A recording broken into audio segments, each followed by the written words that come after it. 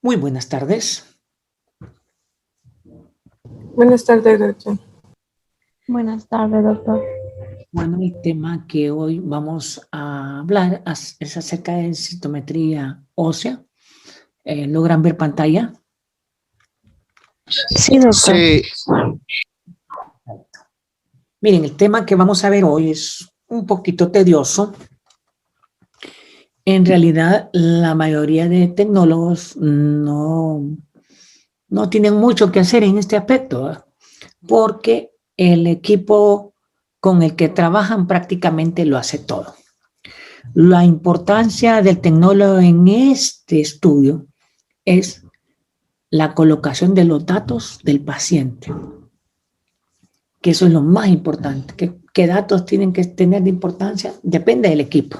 Hay configuraciones de equipos, pero la mayoría van en el rango de un nombre completo, todo el nombre, los dos apellidos, si tuviera tres apellidos,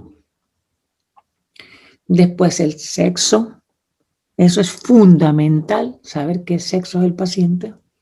Tercero, la edad del paciente. Cuarto, el peso del paciente. Y quinto, a qué área pertenece o a qué raza pertenece. ¿Por qué? Porque todos estos parámetros son los que el equipo utilizará para hacer un cálculo matemático y decir qué densidad tiene un hueso en particular.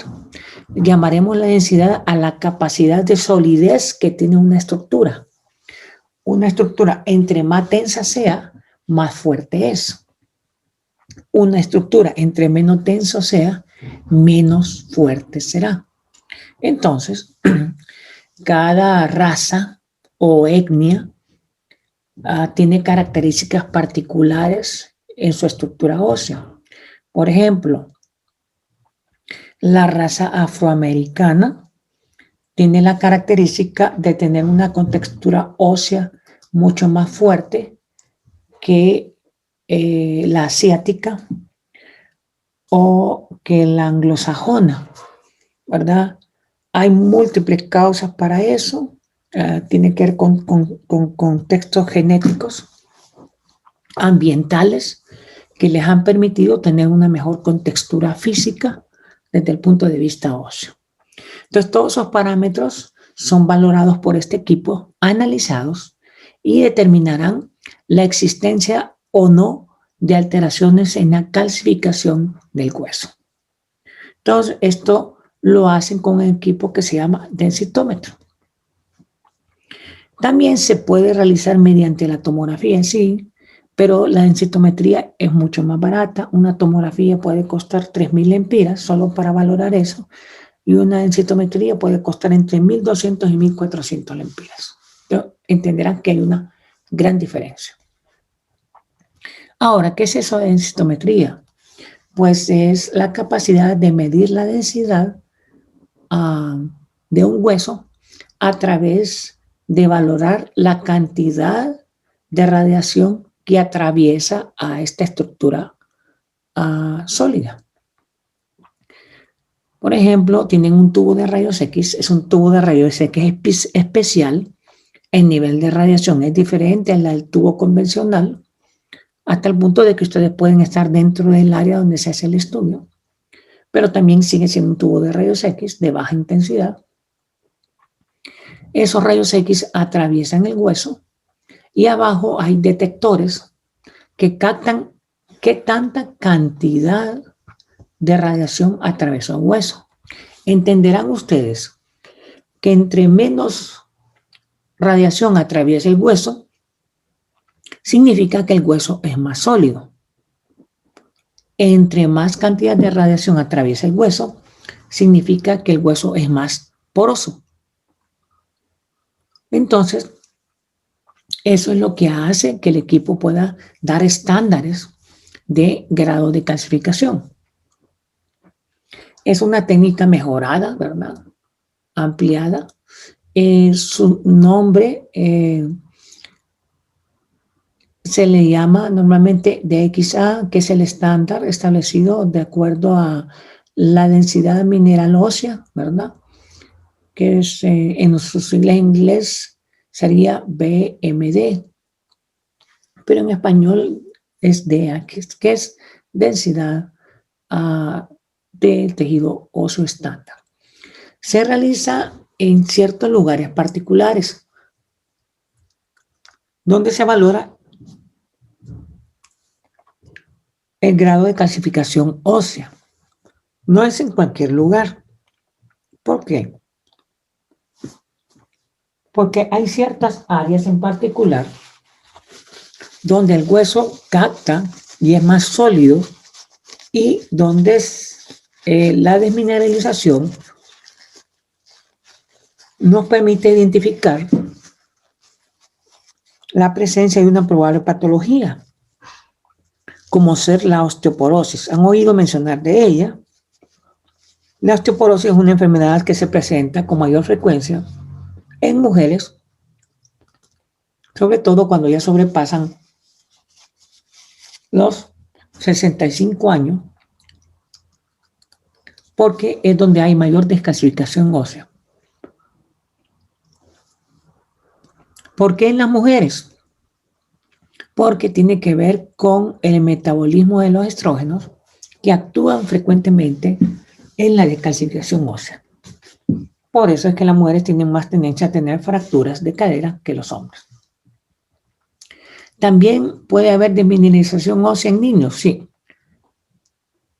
En niños, cuando tienen enfermedades preexistentes, como ser insuficiencia renal, como ser enfermedades congénitas óseas, deformidades óseas, cáncer de paratiroides.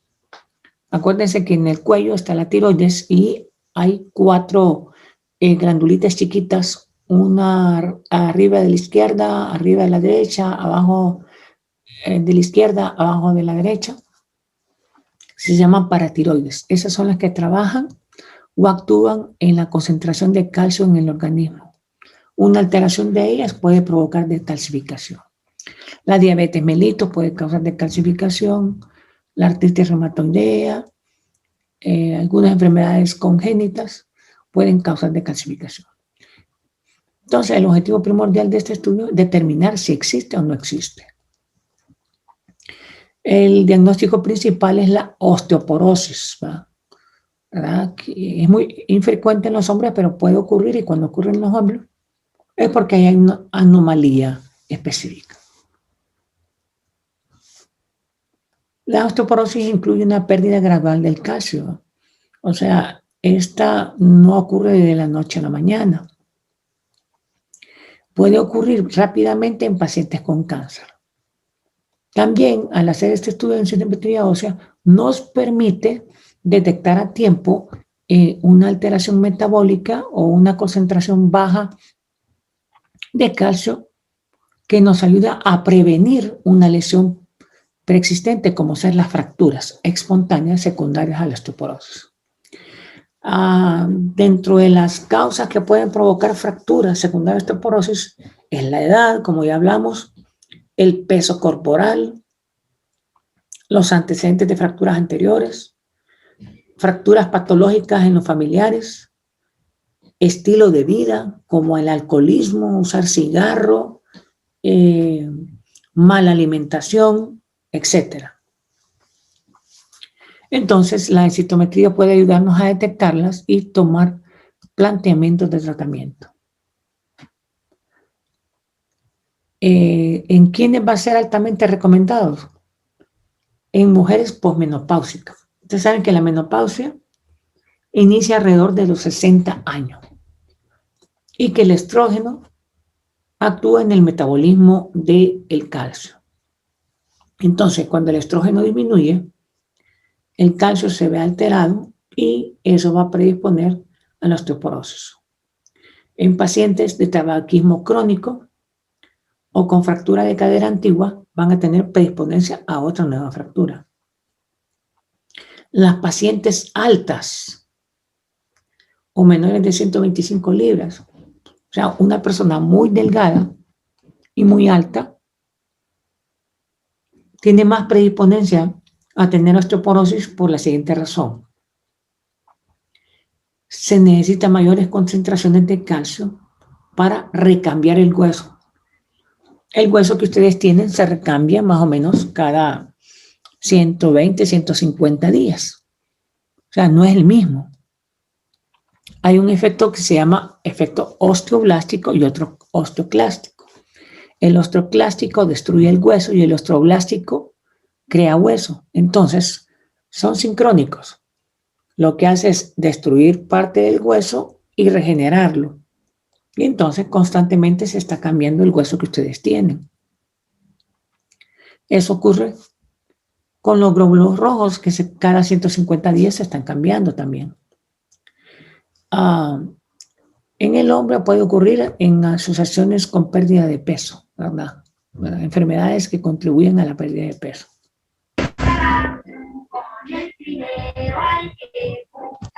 Creo que hay un sonidito por ahí, tal vez lo pueden cerrar.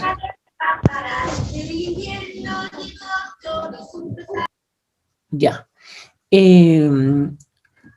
También hay personas que utilizan medicamentos en forma crónica, como ser anticonvulsivantes. Uno de ellos se llama Dilantin, nombre comercial, barbitúricos, que son antidepresivos, o drogas que se usan para el reemplazo de deficiencia de tiroides. Si las dosis no son adecuadas, provocan una alteración metabólica que generará disminución de la concentración de calcio en sangre. Y esta concentración de calcio en la sangre es la que contribuye al efecto osteoblástico. En la diabetes tipo 1, es pacientes diabéticos jóvenes que usan insulina. Estos pacientes pierden mucho calcio. Enfermedad hepática, enfermedad renal, enfermedades familiares de osteoporosis. Entonces, todos estos factores son importantes de entender para realizar el estudio del paciente, porque ya sabemos dónde vamos a ir a buscar.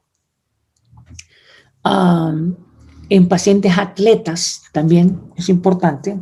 Los pacientes atletas tienen un recambio óseo constante y si toman algunos tipos de sustancias, esto lo aceleran y pueden predisponer tarde o temprano a fracturas patológicas.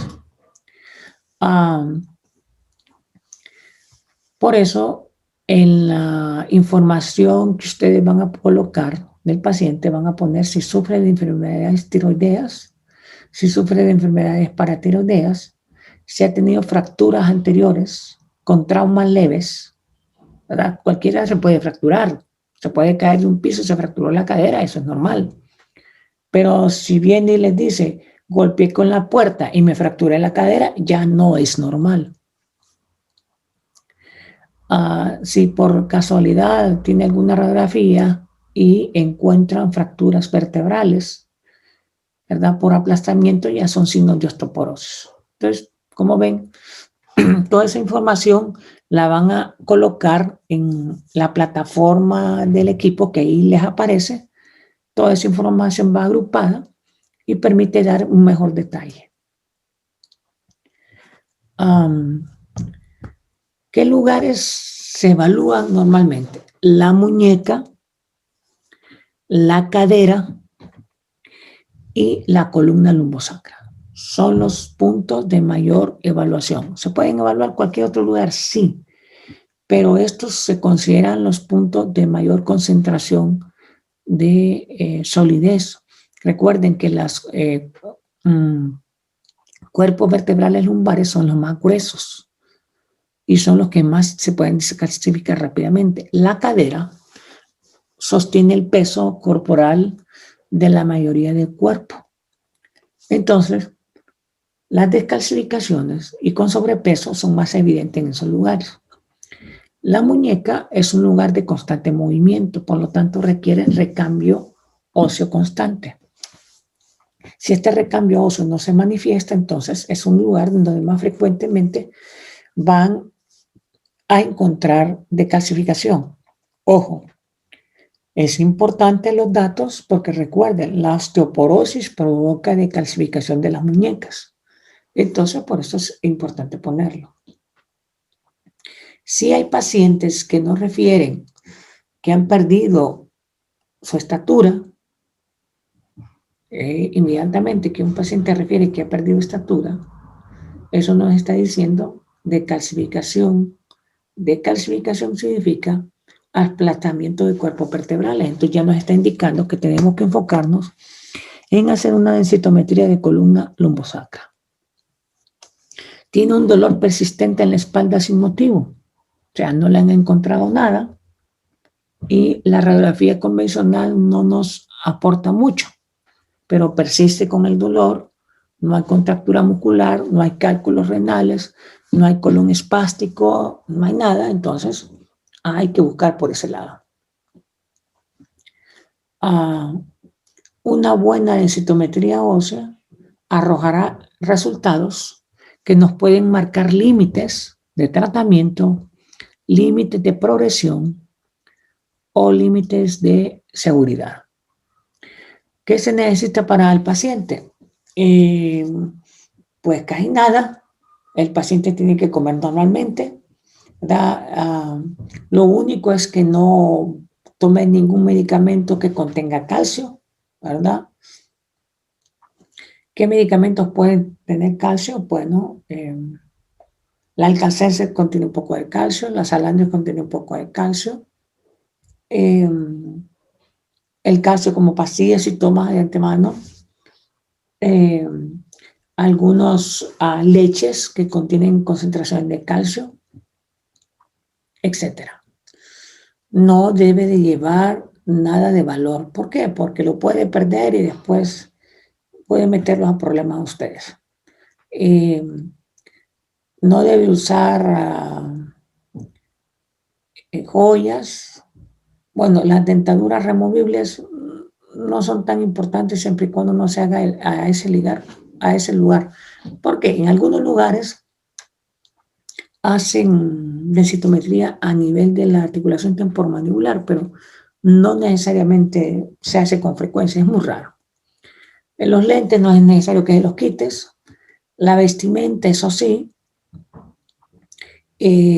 como se va a hacer evaluación de cadera y de pelvis, va a necesitar que se quite sus prendas íntimas, porque muchas de estas prendas íntimas llevan hilos de metal y pueden interferir en la valoración de la densidad. Entonces, por eso se pide que se ponga una bata, ¿verdad? Y sin la prenda íntima inferior. La superior no es necesario quitarla. Hay que explicarle qué es lo que se va a hacer, cómo se va a tomar, a qué lugar se va a hacer.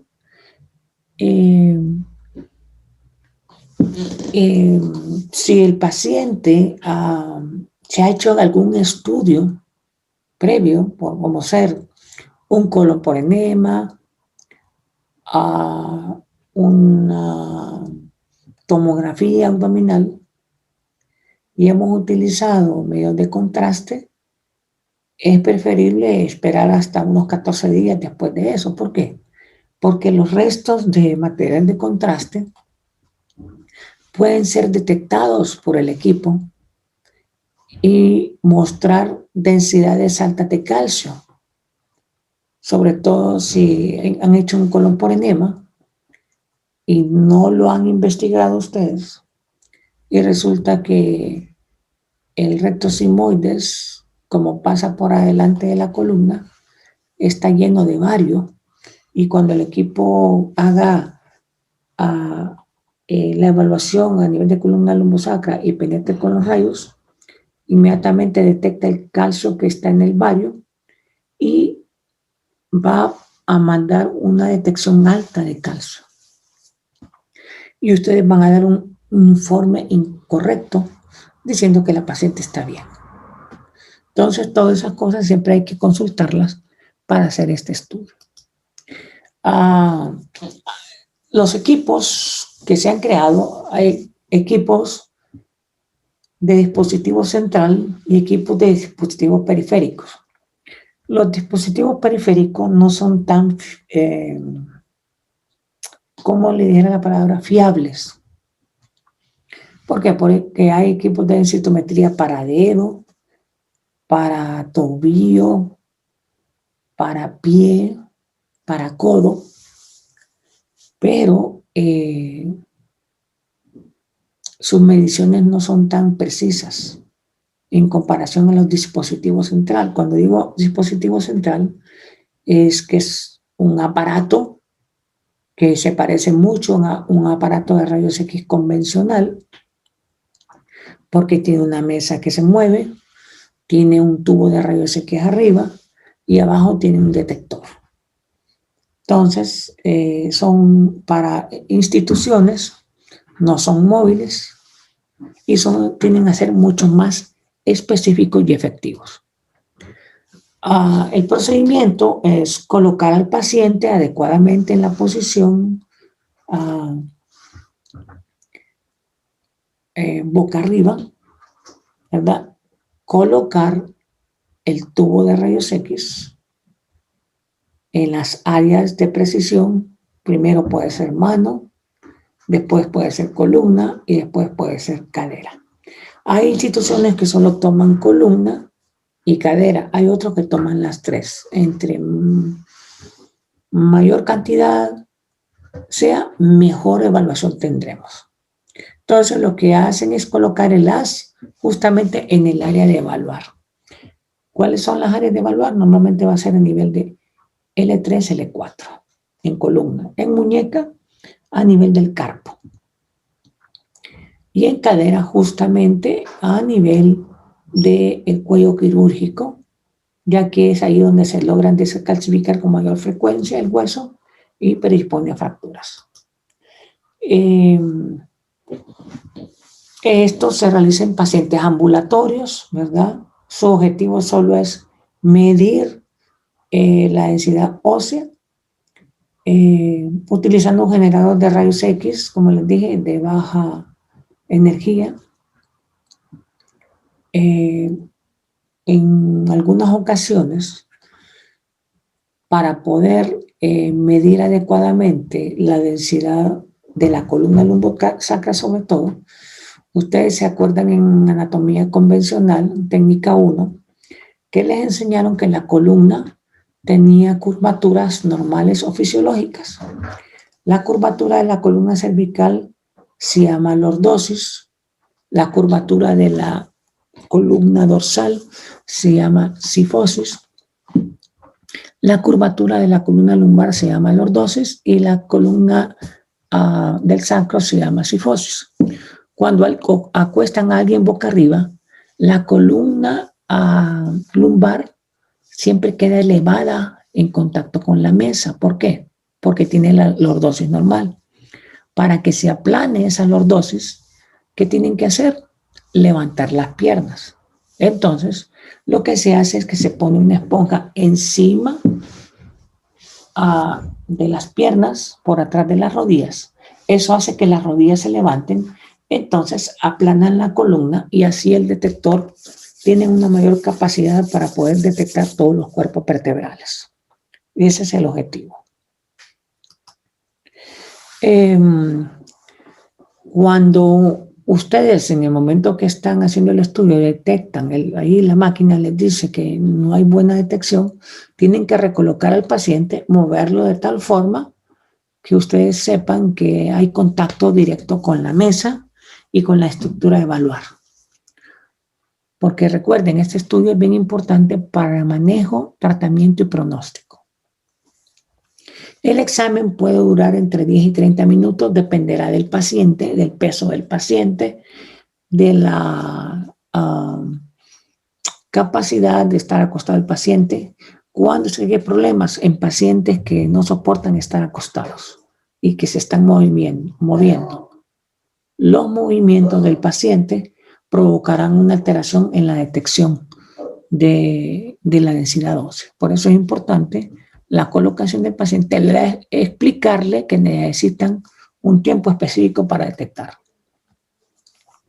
Bueno, ya hablamos de todo lo que hay que ver, evaluar, pensar y poner al programar en el paciente. Pero ¿qué es lo que vamos a evaluar? Bueno, el equipo evalúa 2 puntuaciones. La primera puntuación es la puntuación T. ¿Qué es esa puntuación T? Vamos a leerlo textualmente como está escrito acá para que lo entiendan un poquito más y yo se lo voy a ampliar. Este es un número de muestra que indica la cantidad ósea que tiene en comparación con un adulto joven del mismo género con masa ósea máxima, y la puntuación superior es a -1, se considera normal. Una puntuación entre -1 y -2.5 se clasifica como osteopenia. Osteopenia es disminución de la cantidad de tejido óseo, pero no es osteoporosis. Una puntuación inferior a -2.5 se define como osteoporosis. Y esto es lo que valora la puntuación T. Puede llegar hasta -3. De -2.5 para abajo, se va aumentando el grado de osteoporosis. Por ejemplo, -2.5, osteoporosis leve. -3, osteoporosis moderada. -4, osteoporosis severa. Ya esto me está indicando que este paciente se puede fracturar en cualquier momento.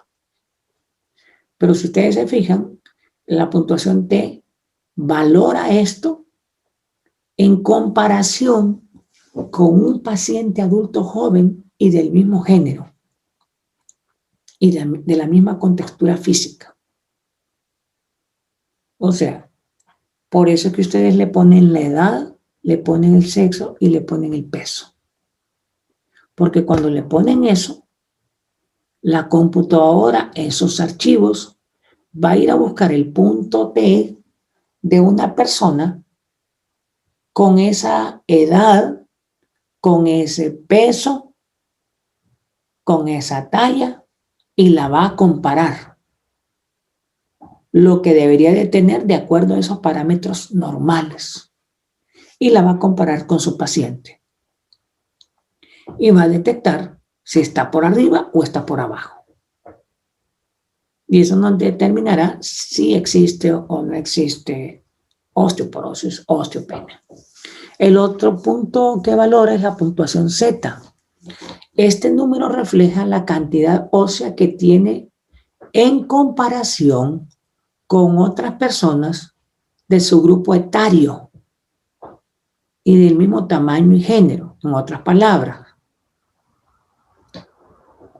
lo va a comparar con otra persona que mida 1,70, que sea de sexo masculino, y en el caso de su paciente, si es raza negra, este parámetro es de una persona de raza negra, de 1,70 y de género masculino.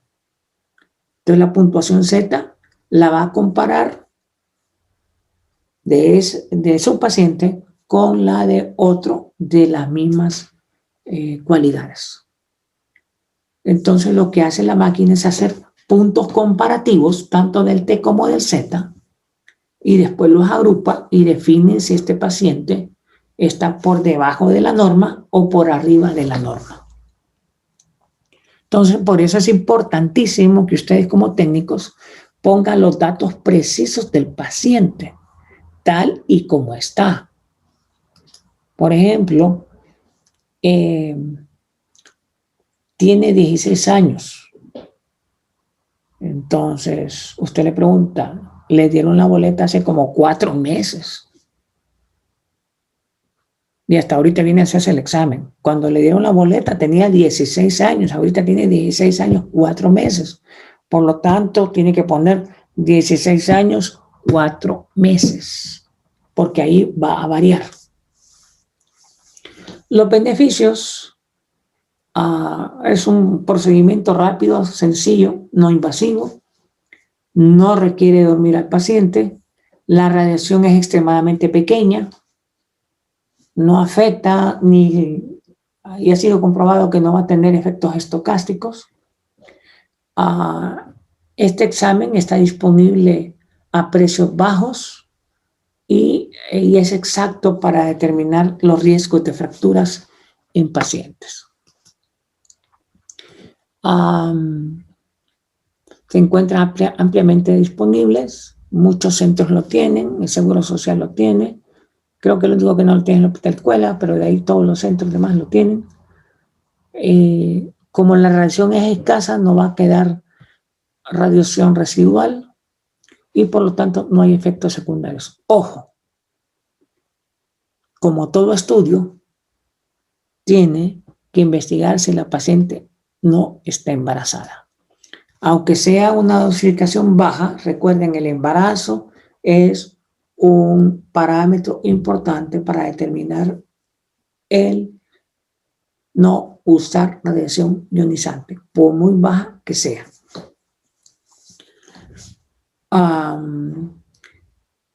Algunos refieren que podría llegar a existir posibilidad de tener cáncer como consecuencia de la exposición a la radiación.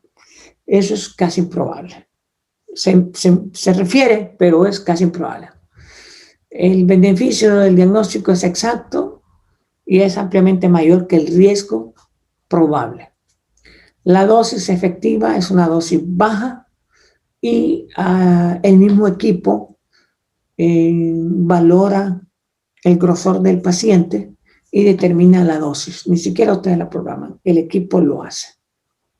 Por eso es que no hay que esperar complicaciones. Nuevamente, explicar si la paciente está embarazada o no. Las limitaciones de la densitometría ósea, esto es importante. Una densitometría ósea puede prevenir que un paciente experimente una fractura. No puede prevenir, pero sí nos puede dar la posibilidad de un riesgo alto. O sea, yo no puedo decir se va a fracturar mañana, pero sí le puedo decir se puede fracturar. ¿Por qué? Porque hay alteración en la densidad ósea.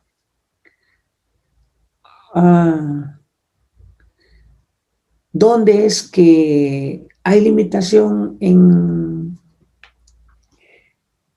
este método diagnóstico?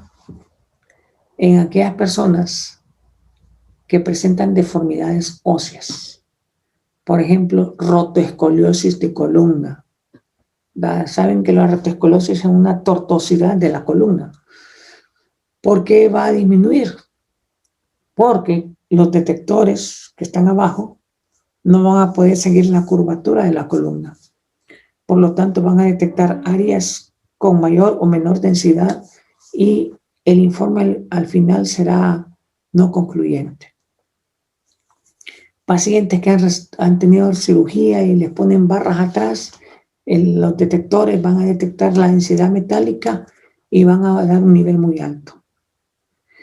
La presencia de fracturas ya previas que disminuyen la altura de los cuerpos vertebrales también van a generar densidades que no sean tan precisas y por lo tanto no sabremos verdaderamente el nivel de osteoporosis de un paciente. Los dispositivos centrales, o sea, los que son la máquina, son más sensibles y más específicos. Los periféricos que valoran el talón y la muñeca deben de estar calibrados, ¿verdad?, para que sean más efectivos. Si se utilizan en centros periféricos, normalmente no los calibran constantemente. También recordar nuevamente el uso de fármacos. Ahora, este es el equipo. Si ustedes se fijan, la paciente tiene un hubo que dobla sus piernas. ¿Para qué? Para aplanar la columna. Y este es el equipo de rayos X, el cual en un momento determinado se va a posicionar en la columna o en la cadera o en la mano, ¿verdad? Porque la mesa se mueve para allá, para arriba, para abajo. Y el tecnólogo lo que programas en el equipo, qué área va a evaluar y así se mueve el equipo. Si ustedes se fijan, no hay un panel plomado, no hay nada ahí como equipo de protección, porque las dosis de radiación son directas y son pocas. Aquí tenemos un esquema de una valoración de una columna y aquí es donde se va a valorar la escala o la puntuación Z y la puntuación T. La puntuación T está valorada aquí en este nivel y nos da los porcentajes. Ya lo vamos a magnificar un poquito más. Aquí lo tenemos. Entonces, decimos que de -1 hasta llegar a 0 o a +1 es una densidad de hueso normal. Pero cuando empieza a bajar de -1 a -2, a -2.5, se convierte en osteopenia. -1 es osteopenia leve, -2 osteopenia moderada, -2.5 osteopenia severa. Ya de -2.5 para abajo estamos hablando de osteoporosis, -3 osteoporosis moderada y -4 osteoporosis severa. En otras palabras, este paciente se fractura en cualquier momento. Entonces, lo que va a hacer este medidor es, en el T-score, lo que va a hacer, que es el T-score, va a poner un punto, el cual nos va a dar la medición exacta a qué nivel está. Por ejemplo, en esta medición nos dice que el T-score da a -2.8. Significa que tiene una osteoporosis moderada. Y así progresivamente. Si ustedes se fijan, aquí está la escala de edades. De acuerdo a la edad, es todos estos parámetros. Estos son los periféricos. Deben ser calibrados adecuadamente para que hagan una buena medición. Aquí están valorando el talón. Y aquí, en este caso, la medición dio en el nivel superior, amarillo, que significa una osteopenia leve. Aquí tienen otros de otros. Aquí está uno de dedo. Aquí está uno de puramente de mano. Y así sucesivamente existen diferentes equipos. Como les expliqué, ustedes solo programan todo. Lo importante es que como tecnólogos metan toda la información necesaria. El equipo se encarga de hacer lo demás y al final el equipo con una computadora y una impresora imprime un informe donde sale la imagen de la estructura a evaluar, una imagen como esta, sale la estructura que se está valorando, sale esta escala del T-score y sale la escala del Z-score, que aquí es la comparación con otras etnias, con la etnia de su misma edad y su misma talla. Y aquí el T-score y aquí el Z-score. Y aquí la estructura que se está valorando. Como ven, es una impresión para cada área. Una impresión para columna, una impresión para manos y una impresión para cadera. Aquí, si ustedes se fijan, aquí hay un montón de datos. Todos estos datos son los que calibra el equipo para poder decir si verdaderamente existe una osteopenia o osteoporosis. No sé si tienen preguntas o comentarios.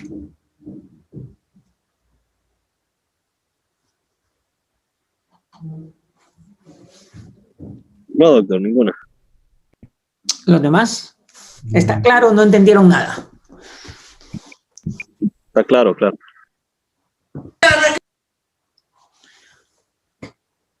¿Los demás tienen preguntas, comentarios? Aquí hay bastante equipo. ¿Perdón?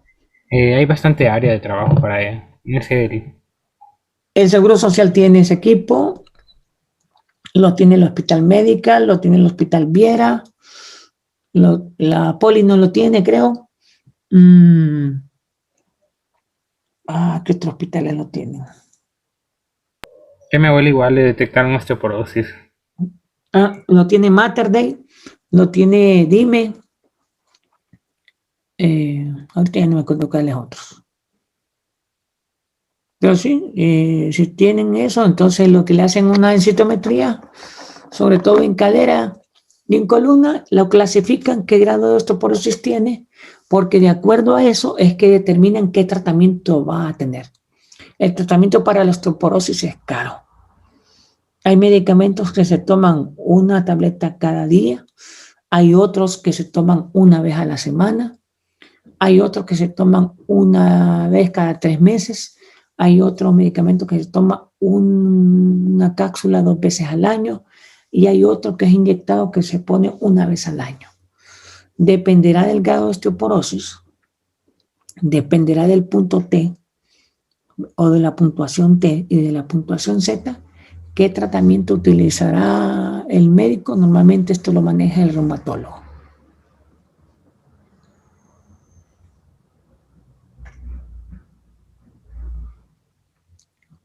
¿Otra duda o comentario? Si la persona nunca ha padecido, como ha sufrido de fracturas y de padecimiento de los huesos, es recomendable hacerse una. Bueno, si es una paciente femenina y ya pasó de los 50 años, preferiblemente que se lo haga. Aunque no tenga ninguna lesión.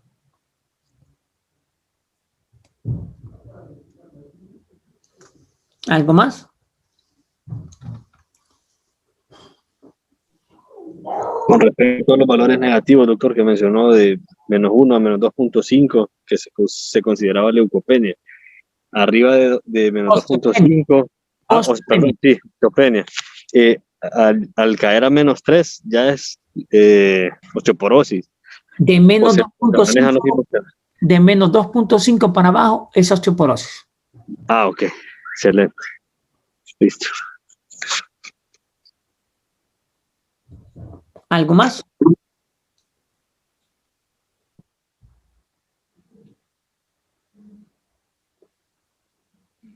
Bueno, si no tienen más dudas o comentarios, concluimos con la clase del día de hoy y nos estamos viendo el día de mañana. Gracias, doctor. Buenas tardes. Buenas tardes. Muchas gracias, doctor.